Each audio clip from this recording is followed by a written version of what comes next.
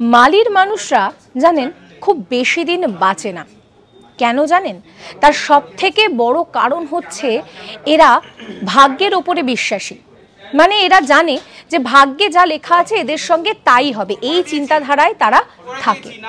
মালির মানুষ যারা, তাদের মধ্যে শিক্ষার হার এখনো পর্যন্ত পৌঁছায়নি, তাই জন্য সেখানে দুর্নীতি, ঠকবাজি এই ধরনের ঘটনা উত্তরোত্তর বেড়েই চলেছে।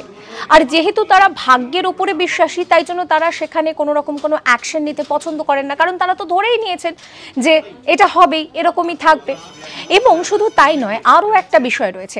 এই মালির যারা মানুষ, তারা কিন্তু সেখানকার মহিলাদের এখনো পর্যন্ত স্বাধীনতা নেই কোনো কিছুর জন্য। শিক্ষার কথা তো ছেড়েই দিন, সেখানকার মহিলারা নিজেদের কথাটুকুও বলে উঠতে পারেন না স্বাধীনভাবে।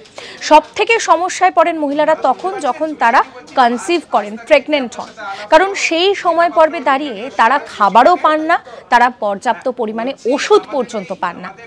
এইরকম সমস্ত কন্টেন্টের জন্য সাবস্ক্রাইব করতে ভুলবেন না আজ তাক বাংলার ইউটিউব চ্যানেলকে।